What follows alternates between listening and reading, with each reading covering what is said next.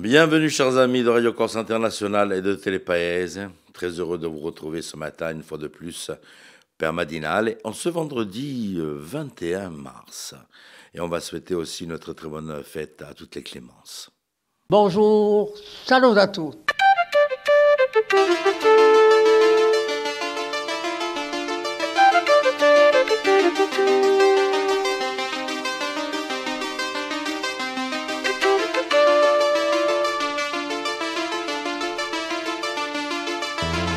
All'ascolto di Radio Corsica Internazionale, prima Radio Corse.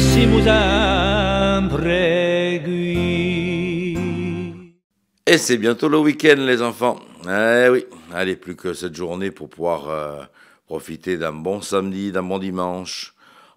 Peut-être pas avec du soleil, mais ça on va voir ça dans quelques petites minutes avec Philippe Jam.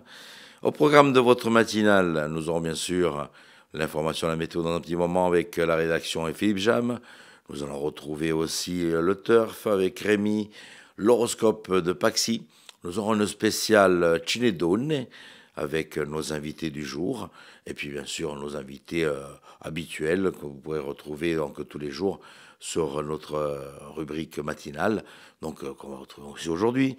Et bien sûr nous allons finir avec surprise. Voilà, les Gomica des Bio.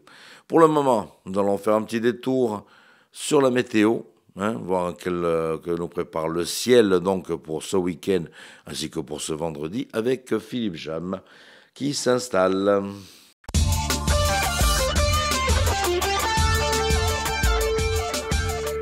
Bonjour Auguste, bonjour à toutes et bonjour à tous. Le temps de ce vendredi va alterner les passages nuageux et les quelques éclaircies. Passages nuageux qui pourront d'ailleurs donner quelques averses près du relief oriental.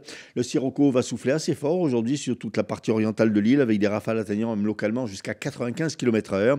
Les maximales 12 à 15 degrés près des côtes, voire 22 degrés en Balagne par effet de fun et de 6 à 11 degrés dans l'intérieur de l'île. Un petit coup d'œil sur le week-end, Auguste, puisqu'il y aura des courses ce week-end en Corse. Samedi, aux éclaircies du matin, va succéder un ciel nuageux avec de faibles pluies sur l'est de l'île. Le vent de sud-est sera modéré à l'est avec des rafales atteignant 65 km/h. Les maximales de samedi, 9 à 18 degrés. Et puis pour dimanche, il faut s'attendre à un ciel très nuageux avec quelques précipitations, persistance d'un bon vent de secteur sud-est et les températures maximales qui s'échelonneront entre 8 degrés dans l'intérieur de l'île et 17 degrés près des plages.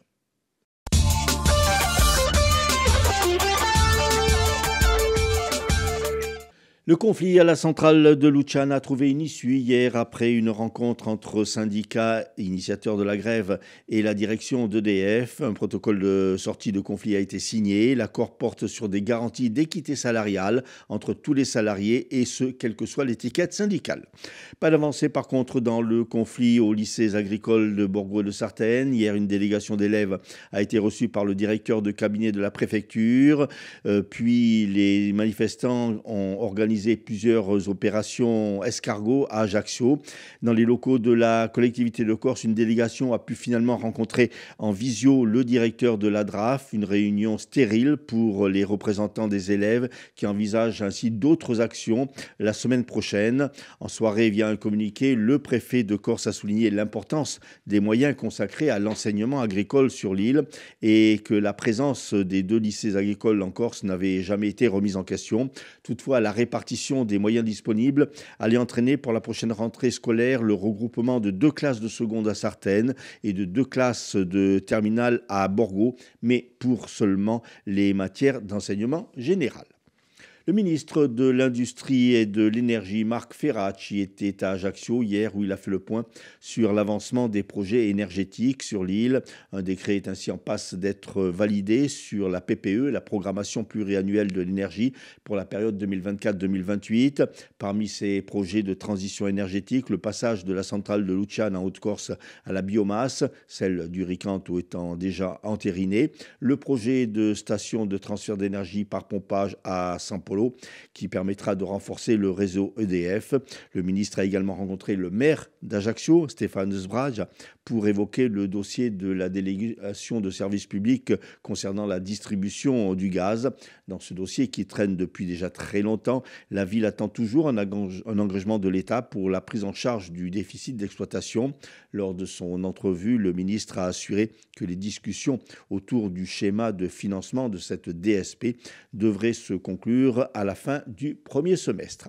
Suite à une plainte de l'association Anticor auprès du parquet national financier, 2 hauts fonctionnaires vont être jugés à Paris pour détournement de fonds publics et un 3e pour complicité. Ils sont accusés d'avoir illégalement augmenté les aides européennes d'agriculteurs corses. Parmi les griefs reprochés aux 3 fonctionnaires, l'autorisation d'extension à tous les ruminants des aides attribuées aux surfaces de chênaies et chêneraies entretenues par les porcins, la validation de la mise en paiement des aides et la supervision des contrôles consécutifs.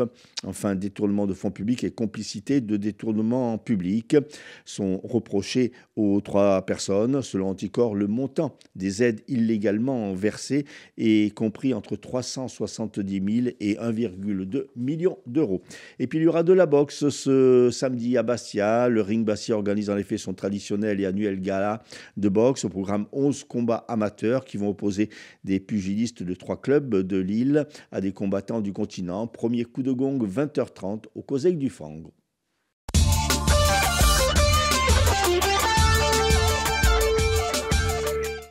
Merci Philippe.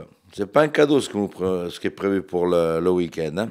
Allez, on vous retrouve un peu plus tard pour la spéciale Ciné-Donne et bien sûr pour les invités du jour. Pour le moment, on va se faire un petit détour du côté de Vincennes, sur l'hippodrome de Vincennes, s'il vous plaît. Et ce sera donc pour les pronostics hippiques de Rémi. Toujours, je vous rappelle que nous allons avoir des courses ce dimanche à Casator. C'est pas Vincennes, mais c'est Casator. Mais c'est chez nous, c'est plus près. Et c'est à partir de 14h avec 7 belles courses qui sont prévues donc pour cette ouverture de saison ici dans la région bastiaise pour les courses hippiques.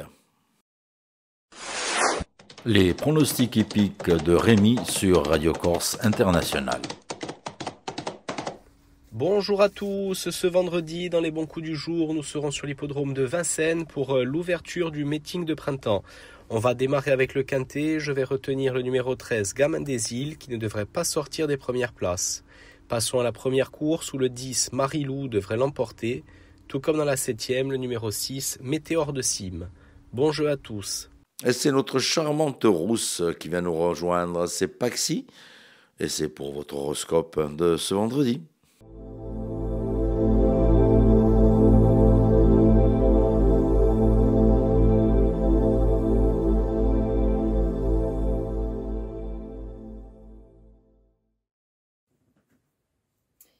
Et bonjour à tous, on se retrouve pour ce vendredi, voir un petit peu ce que l'on a à vous dire. Les béliers, aujourd'hui il va falloir prendre le temps de vous favoriser au niveau de votre équilibre pour pouvoir vous débloquer d'une situation qui ne bouge pas. Les taureaux, vous pourriez avoir des idées très fructueuses et qui pourraient vous rapporter gros. Les gémeaux, faites preuve de patience, vos avancements vont arriver, vos efforts vont payer. Les cancers, vous pourriez avoir des choix compliqués à faire qui vont vous donner une sensation de trahison, peut-être par rapport à une situation, mais un choix est nécessaire, même si ce n'est pas ce que vous souhaitez. Les lions, vous êtes heureux, vous pouvez vous sentir très heureux aujourd'hui, mais par contre, vous pouvez crouler sous les responsabilités. Les vierges, vous allez vous sentir stable et équilibré. Du coup, vous allez avoir l'envie d'avancer et de vous lancer peut-être dans de nouveaux projets.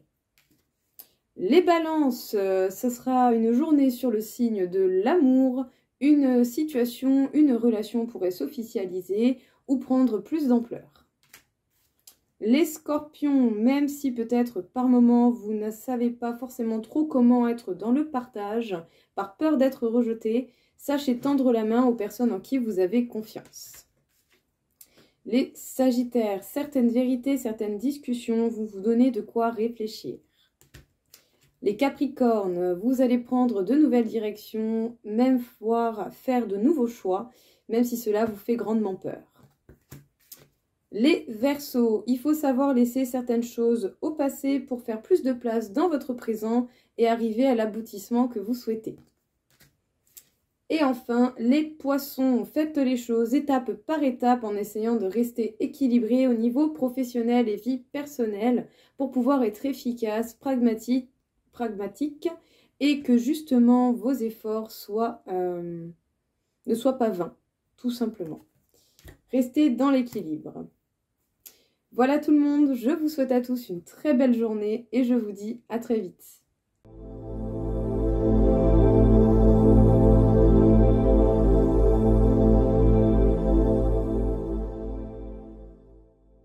Spécial Cinedone, Philippe Jam a pu rencontrer les invités donc, de Cinedone à l'Albor à Bastia et on les retrouve sur Télépaèse et sur Radio Corse International. Et puis dans le cadre de Cinedone, nous allons rencontrer deux invités. Aujourd'hui, deux invités rencontrés donc au Centre culturel L'Albor où se déroule cette manifestation Cinedone organisée par la CAB. Tout d'abord Pierre Jouanet qui est biologiste et qui a animé une table ronde et puis l'actrice et réalisatrice Julie Gaillet. Pierre Jouanet, bonjour. Bonjour. Vous êtes donc l'invité de cette 4e édition de Cinedone. Pour vous, c'est important de consacrer un festival à la femme, festival de cinéma? Ah oui, bien sûr. Il n'y en a pas beaucoup, justement. Donc, c'est pas moi qui dois dire si c'est important, c'est les femmes qui doivent dire si c'est important. Mais je trouve que c'est une très bonne initiative et que cette initiative est lieu à Bastia. Je trouve ça très, très bien. Oui. Alors, parmi les films projetés, il y a un film qui s'intitule IVG, Histoire de combattante, un film de Charlène de Vargas et Jennifer Arida Walker. Comme son titre l'indique, un film consacré donc à l'IVG. Vous êtes biologiste de la reproduction, professeur émérite à l'Université de Paris, Descartes. Aujourd'hui, en matière d'IVG, il y a, semble-t-il, encore beaucoup à faire. Ah oui, c'est ça qui est tout à fait étonnant, puisque la loi qui libère l'avortement a été votée il y a 50 ans. Et 50 ans après, les femmes qui souhaitent pouvoir interrompre leur grossesse ont apparemment des difficultés toujours pour le faire, comme le montre ce film. Justement, oui, ce documentaire qui est intime et politique, mais notamment en évidence les difficultés d'accès à... Ouais. C'est incroyable qu'au XXIe siècle, on ait encore ce problème. Oui, c'est assez incroyable. Et c'est surtout, si vous voulez, ce qui me frappe, c'est que les députés, à l'initiative du président de la République, ont voté l'inscription de l'IVG dans la Constitution. Et le texte dit que la liberté d'interrompre une grossesse est garantie à la femme. Alors, qu'est-ce que ça veut dire garantir à la femme? Ça veut dire que si elle souhaite interrompre leur grossesse, elle puisse accéder aux soins nécessaires pour l'interrompre dans de bonnes conditions, médicalement. Et apparemment, ce n'est pas possible, toujours. Bon, certes, il y a des centres qui le pratiquent, des hôpitaux qui le pratiquent, mais on voit que le nombre de centres diminue et que dans les hôpitaux qui s'occupent de ça, on manque de moyens, de médecins, de psychologues, de personnes pour s'occuper de ces femmes. Donc c'est tout à fait étonnant de dire que d'un côté, on garantit cette liberté et que d'un autre côté, on ne met pas en œuvre les moyens pour que cette liberté puisse s'exprimer.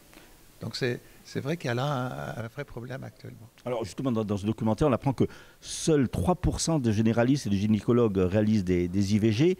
Et en 12 ans, le nombre de centres spécialisés, vous en parliez, a baissé de 40%. Comment ça se fait alors qu'il y a beaucoup de demandes quand même? Oui, ben c'est la politique qui n'est pas bonne. Il faut interroger les pouvoirs publics et le ministère de la Santé de savoir quelle est la politique de développement de cette activité sur le territoire, et je dirais sur tout le territoire français, y compris en Corse. Et c'est vrai qu'on peut penser qu'il n'y a pas assez d'efforts qui sont faits pour, encore une fois, garantir cette liberté des femmes. Et justement, vous allez animer une table ronde intitulée « Le combat continue », qui est d'actualité. Donc, Alors, il y a un point qui me semble important de souligner, c'est que l'interruption de grossesse est un acte médical. Qu'il soit fait dans de bonnes conditions, en toute sécurité pour les femmes. Mais cet acte médical peut être pratiqué par des non-médecins, si ces non-médecins sont bien formés pour le faire. Et parmi les non-médecins, il y a les sages-femmes qui peuvent avoir les compétences pour pratiquer des interruptions de grossesse comme elles sont parfaitement compétentes pour faire des accouchements, par exemple. Et donc, il faudrait qu'on favorise la prise en charge par les sages-femmes des interruptions de grossesse. Les interruptions de grossesse médicamenteuses, mais aussi les interruptions de grossesse dites chirurgicales, qui sont les interruptions de grossesse par aspiration. Donc, encore une fois, c'est une question de politique publique pour développer cette activité. Alors, un mot sur le MLAC, le Mouvement pour la liberté et de l'avortement et de la contraception, auquel vous avez participé à créer, c'est ça? Oui. Alors, ça consiste en quoi? Quelles sont un peu ces actions? Écoutez, quand moi j'ai été sensibilisé à cette question, c'était il y a plus de 50 ans, qu'on a découvert qu'il existait des techniques d'avortement qui étaient efficaces, qui étaient simples, qui n'étaient pas dangereuses pour les femmes, qui était la technique d'avortement par aspiration, et que donc il existait des moyens médicaux pour que les femmes puissent avorter de bonnes conditions. Mais la loi l'interdisait. Donc avec des collègues qui faisaient partie d'un groupe qui s'appelait le groupe Information Santé, on a souhaité agir pour faire modifier la loi. Et pour nous, le meilleur moyen, c'était de pratiquer des interruptions de grossesse et puis ensuite de rendre publique notre action. Et c'est pour ça que nous avons fait un manifeste qui a été publié dans le Nouvel Observateur et qui a été signé par 331 médecins disant qu'ils pratiquaient des avortements. Mais la libération de l'avortement, ce n'est pas qu'un problème médical, c'est un problème social, c'est un problème de femmes. Et donc on a pensé qu'il ne fallait pas se limiter aux aspects médicaux. Et donc on a proposé de créer un mouvement plus large qui s'appelait le MLAC pour que ce mouvement intervienne dans le débat et puisse obtenir le changement de la loi. Et c'est ce qui s'est passé d'ailleurs. Vous êtes aussi l'ancien président de la fédération de SECOS. Le SECOS, oui. Alors ça, ça n'a rien à voir avec l'avortement. C'est que, alors il se trouve que, effectivement, vous l'avez dit, je fais de la reproduction et que l'essentiel de mon métier a été d'aider les gens à avoir des enfants. Donc, vous voyez, c'était l'autre versant. Moi, je considère qu'il faut que les femmes, les couples, les hommes soient libres de pouvoir avoir les enfants qu'ils souhaitent ou ne pas les avoir s'ils ne se sentent pas capables de mener une grossesse à terme. Mais en revanche, il faut aussi qu'on puisse les aider à avoir des enfants quand ils ne peuvent pas y arriver tout seuls. Et donc, c'est là aussi une prise en charge médicale. Quand j'ai commencé ma médecine, la fin de mes études médicales, il n'y avait aucun service hospitalier en France qui ne prenait en charge les problèmes de stérilité. J'ai participé à toute l'aventure du développement des procréations médicalement assistées. Et en 1973, il y a 50 ans, a été créé le premier SECOS qui s'occupait de dons de sperme, d'insémination artificielle, de conserver les spermatozoïdes d'hommes qui risquaient d'être stérilisés par des traitements anticancéreux. Et donc, si vous voulez, mon métier, ça a été de trouver toutes les techniques médicales et aussi tout le soutien à apporter aux personnes qui sont en mal d'enfants et qui ont besoin d'aide pour pouvoir devenir parents. Julie Gaillet, bonjour. J'ai envie de dire bonjour Olympe, puisque vous présentez un film à l'occasion de cette 4e édition de Chinédon qui s'appelle Olympe dans la Révolution. Alors, Olympe, c'est un personnage finalement qu'on ne connaît pas trop, peut-être sauf les féministes. Comment vous avez connu ce personnage en fait ? On ne connaît pas trop et en même temps, si vous avez bien regardé la cérémonie d'ouverture des Jeux Olympiques, le tableau sororité, la première statue qui est sortie de l'eau, c'est Olympe.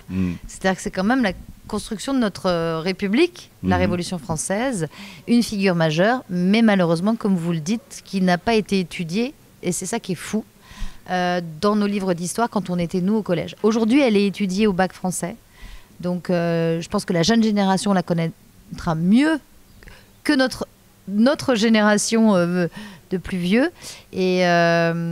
et puis qui a été quand même au fil des années, parce que c'est ce que je vais essayer de raconter aussi dans les prochains films que nous allons faire avec Mathieu Busson, mon co-réalisateur, qui faisait référence à la déclaration des droits de la femme et de la citoyenne qu'elle a écrit. Et en fait, c'est cette déclaration qui a fait qu'à la fois, cette déclaration a passé les siècles, est arrivée jusqu'ici, mais qu'on la connaît moins elle, parce que on connaît plus la déclaration. Alors en fait, il y a eu beaucoup de livres, des pièces de théâtre, mais c'est pratiquement le premier film qui lui est consacré. C'est complètement le premier film. Il n'y a jamais eu. Je voulais que ce soit pour France Télévisions, c'était très important, que ce soit pour le service public, donc là il est accessible sur la plateforme, parce que justement, il n'y a pas eu de film. C'est quand même incroyable, ce qu'on pourrait appeler une image manquante, et d'où l'importance de Et tout à l'heure, j'ai dit Cinedone, mais c'est Cinedone. C'est ça que vous dites. Mince, zut, j'ai fait une bêtise. C'est pas grave. Cinedone. L'importance d'avoir des festivals, enfin, de mettre en avant comme ça des films avec des personnages historiques et oui, qui ont marqué l'histoire en fait. Exactement, des personnages historiques qui ont marqué l'histoire, qui peuvent être des référents, qui peuvent être des rôles modèles pour les jeunes filles d'aujourd'hui. Alors vous avez réalisé ce film avec Mathieu Buisson, mais au départ vous ne vouliez pas interpréter Olympe, pourquoi ? Parce que justement je co-réalisais avec Mathieu Buisson et puis parce que elle est de Montauban, donc du sud-ouest. À l'époque elle parlait l'occitan et je trouvais important peut-être qu'elle ait cet accent un peu qu'on peut avoir dans le sud-ouest, près de Montauban, près de Toulouse, et que je ne l'ai pas. Et puis finalement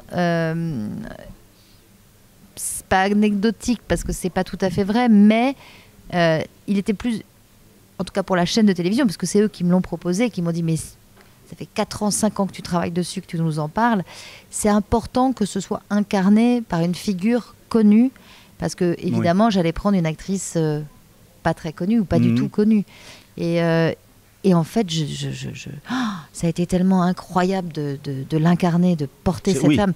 C'est-à-dire qu'évidemment, c'est un rôle tellement merveilleux, fort, que je l'aurais regretté, je crois, si je l'avais pas interprété. Vous avez suivi vraiment l'historique ou vous êtes un petit peu sorti de sa véritable histoire? Non, on a suivi l'histoire, on a essayé en tout cas d'y être fidèle, mais nous ne sommes pas historiens non plus. Donc on a essayé de condenser, de résumer et de vous donner à voir. Mais par exemple, dans certains petits détails, comme elle a fait plusieurs prisons, le cachot de police, puis plusieurs prisons, on a mis le cachot de police, une prison. Bon voilà, c'est des choses comme ça où, malgré tout, il faut qu'on puisse raconter la Révolution française, cette période de la terreur. Donc... mais oui, elle a eu, tout ce qui se passe était tel quel. Et puis il y a quelques petites choses comme on a eu envie de faire aussi de la fiction un tout petit peu malgré tout dans la prison, mais plus d'ailleurs dans la prison. Voilà, plus des histoires qui sont liées à la fiction. Alors, il y a eu plusieurs. Mais il y a eu un livre qui est sorti avec 2 historiennes chez Flammarion qui ont voulu reprendre le scénario pour remettre dans le contexte et puis aussi dire ça c'était tout à fait juste, mais attention, ça il y avait, voilà. Alors elle a été réellement dénoncée par la fille de son afficheur, mais voilà, il y avait aussi son imprimeur qui était là. On n'a pas mis l'imprimeur, on a mis le petit garçon. Donc elles ont remis dans le contexte complètement et ça c'est vraiment bien. Elle s'est blessée au genou, tout ça c'est juste, enfin voilà. Après, c'est une fiction quand même. Il faut que j'espère que vous avez été ému. Oui, très, très. C'est vrai qu'on s'aperçoit finalement qu'elle a beaucoup d'adversaires femmes. Oui, et elle le disait d'ailleurs, que les femmes peuvent être le pire ennemi des femmes, que les femmes peuvent. Elle disait quand est-ce que les femmes cesseront de s'opposer les unes aux autres et de médire sur leur propre sexe, parce qu'elles sont toujours renvoyées par une compétition par rapport à l'homme, où les hommes disent c'est un bon point, mauvais point, donc voilà, c'est trop facile. C'est-à-dire, elle parlait déjà de cette idée de sororité, les femmes devraient se mettre ensemble, elles seraient plus fortes. Et je crois que c'est ce qui se passe aujourd'hui. Les femmes se mettent ensemble. Alors, elle mériterait d'aller au Panthéon. Il y a eu des pétitions. Malheureusement, elle n'y est toujours pas. On continue à militer pour ça. Vous pensez qu'un jour, on y arrivera? Je pense que... Ah oui, je suis certaine qu'un jour, on y arrivera. Et chaque étape est importante. Elle est rentrée déjà à l'Assemblée nationale. C'est le seul buste de femme face à Jaurès. Donc, c'était déjà une première... c'était important, parce que c'est vraiment une femme politique qui a été décapitée pour ses idées politiques. Pas parce que c'était la femme de quelqu'un, ni parce que c'était une aristocrate, c'était la petite bourgeoisie, donc c'est aussi une ascension sociale. Elle a été une grande humaniste en fait. C'était pas les féministes et des humanistes, c'est contre toutes les injustices et les injustices faites aux femmes. Mais c'est cette injustice aussi. Elle est contre l'esclavage, voilà, contre toutes les inégalités. Et justement, ce message qu'il y a dans le film, vous le portez aussi aux lycéens et aux collégiens, je crois, à travers des conférences que vous faites avec eux.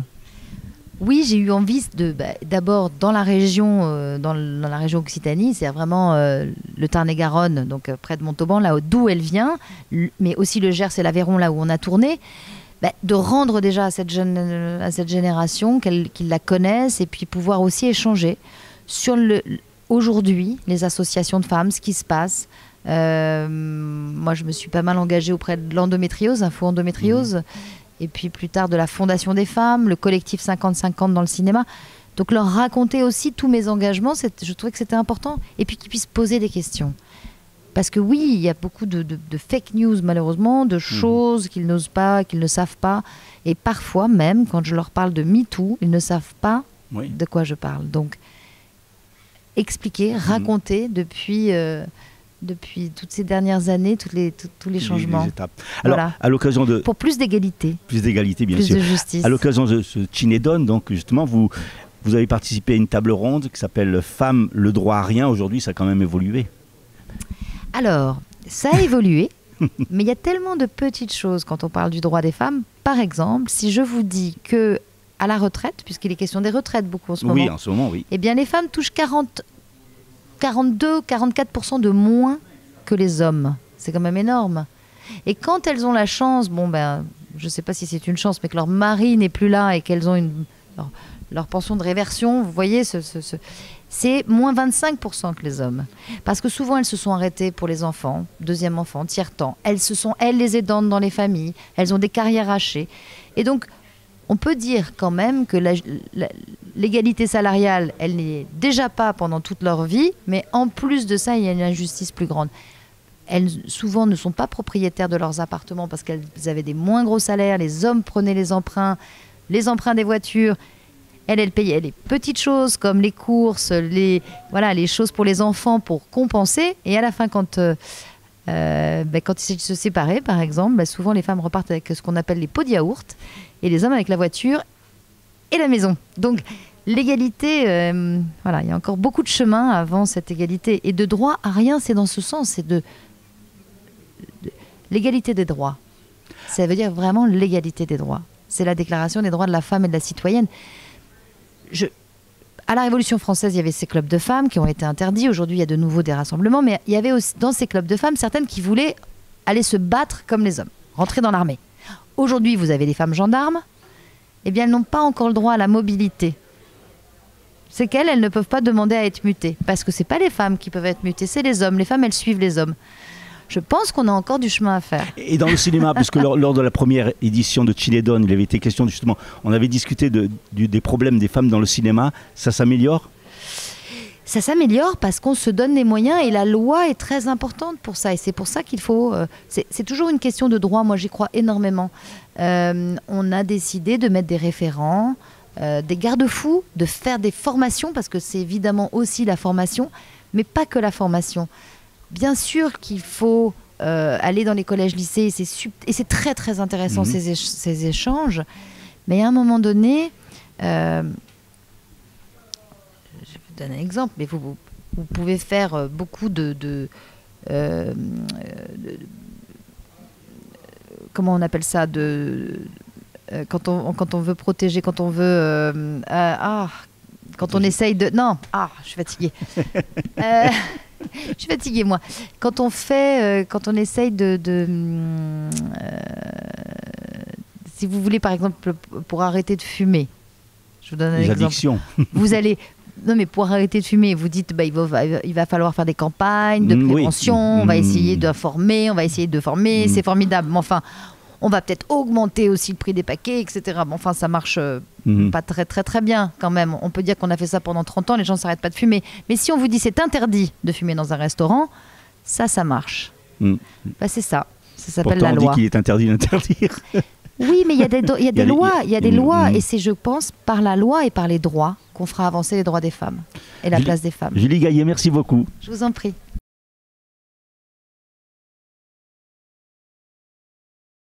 Il fait du non-stop, notre Philippe Jam.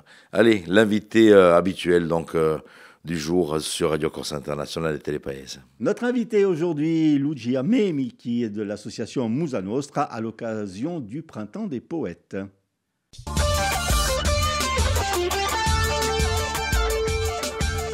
Lucia, bonjour. Bonjour. Alors, Musa Nostra, on est toujours très content de vous avoir dans nos studios parce que vous nous présentez toujours des animations pleines très intéressantes. Alors là, c'est le Printemps des Poètes, on y est, puisque ce sera le 22 mars, c'est ça? Le 22 mars, on est en plein dedans. Oui, merci déjà de nous inviter et je suis ravie d'être avec vous ici dans ces nouveaux studios que je ne connaissais pas. Donc merci de l'invitation pour Musa Nostra. Effectivement, le 22 mars, nous organisons dans le cadre des Printemps des Poètes une rencontre avec des gens, de tous les âges, de toutes les langues, qui viennent déclamer, qui viennent raconter, qui viennent lire leur poésie. Alors ça peut être des poésies de Rimbaud, de Baudelaire, et c'est leur propre poésie, puisqu'on reçoit aussi des slameurs qui vont venir un petit peu nous dire ce qu'ils ont écrit. Donc c'est vraiment ouvert à tout le monde, et tout le monde peut y participer, qu'on ait 8 ans ou qu'on ait 90 ans, on peut venir participer à cette rencontre poétique. Il faut savoir que Musa Nostra a toujours fait une part belle à la poésie, puisque dans la revue, on fait une revue quand même connue, et il y a vraiment toujours beaucoup de poésies qui sont écrites et qui sont publiées. Alors c'est en plein air dans le centre ancien à 16h30, c'est dans le centre ancien, dans le local de Musa Nostra, c'est place Vata la Pesca, et donc tout le monde peut venir, et vraiment tout le monde sera très bien accueilli. Tout le monde peut venir, je veux dire, même si on a écrit 3 vers, on peut venir déclamer et lire ces vers. C'est très convivial, c'est ouvert à tous, il n'y a pas de... Voilà. On peut venir aussi avec son instrument de musique, par exemple? Pourquoi pas. Oui, pourquoi pas. Alors, il n'y a pas de thème précis, c'est ouvert? Alors, si. Alors là, cette année, parce que, Musa Nostra fait toujours des rencontres, pas forcément avec un thème. Mais là, on est vraiment partenaire du Printemps des Poètes. Oui, donc il y a un thème. Alors, le thème, cette année, c'est volcanique. Ouais. Alors, volcanique, ça veut tout dire. C'est bien dans l'air du temps. La passion, l'amour, tout dans le volcanique et tout. Donc, c'est bien d'actualité. C'est bien d'actualité. Donc, les personnes peuvent venir lire leur propre poésie, parce que vous avez des gens en Corse qui écrivent beaucoup. Bien sûr. Quand vous regardez un petit peu, chez moi, j'ai un jeune, Jean-Luc Luciani, qui a fait un livre sur la poésie, qui a récolté une somme de poésie impressionnante. Moi, j'ai su, à travers son bouquin, que ma voisine, que j'ai connue pendant 60 ans, faisait des poésies alors que je ne savais pas. En fait, en Corse, on s'aperçoit, quand on creuse un peu, que la poésie, c'est de partout. Les signators, c'est de la poésie. Moi, je connais un petit peu quelques prières de l'autre où c'est de la poésie. Tout est poésie en Corse, en fait. Et c'est bien de mettre à l'honneur la poésie. Parce que ça fait partie de notre vie. C'est comprendre le monde. C'est quelque chose qui peut nous aider dans la période actuelle. Alors, c'est aussi bien en français qu'en Corse. En français, en Corse, même, ils peuvent venir même lire en anglais ou en italien, en espagnol. C'est limité en temps où l'auteur est libre? L'auteur est libre, non. Ça peut être une petite... C'est sûr que si c'est une poésie qui fait 6 pages... Ce sera coupé à un moment donné. Peut-être pas coupé, non, on ne coupera pas. Non, et ensuite, on peut éventuellement retrouver tous ces poèmes dans un recueil. Ah ben j'espère, oui. Si les personnes acceptent de nous les donner, bien sûr, pas de souci. On peut même les publier. Ça peut être une publication sur notre revue. Alors donc, on rappelle, c'est samedi 22 mars à 16h30. 16h30, place Vata la Pesca, dans le local de Musa Nostra, et c'est vraiment ouvert à tout le monde, c'est très convivial, tout le monde peut venir dire sa poésie. C'est entrée libre, bien sûr. Évidemment. Les autres projets, parce que je sais que Musa Nostra, elle a tellement de projets. Les autres projets, là on prépare les rencontres de Montegrosso au mois de juin. On prépare aussi les stadinades au mois de juillet. Et puis, qu'est-ce qu'on a à Bastia? J'ai un trou là. Je ne sais plus ce qu'on a à Bastia. Vous avez aussi les concours de... Ah, on va organiser, oui. Là, on a un projet aussi avec Bastia, avec la mairie, sur le tricentenaire de l'anniversaire de Pascal Paul. Là aussi, on va être partenaire Lucia, merci beaucoup. Et puis, on vous donne rendez-vous donc ce samedi 22 mars avec vous, chers auditeurs. Merci.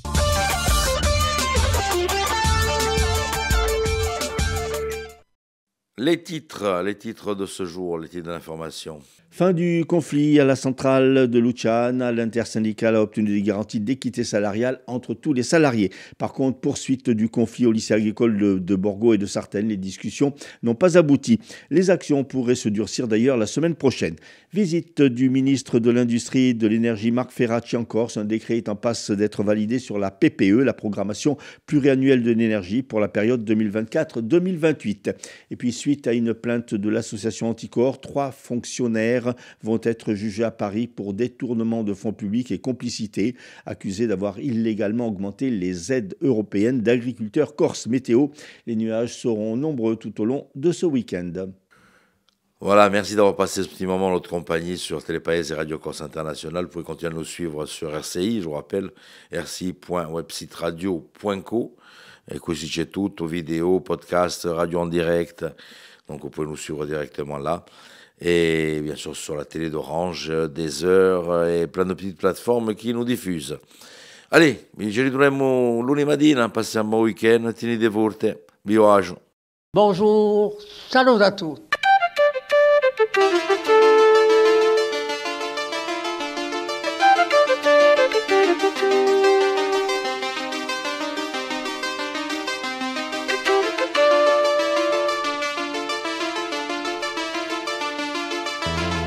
All'ascolto di Radio Corsica Internazionale, prima Radio Corsa. Siamo sempre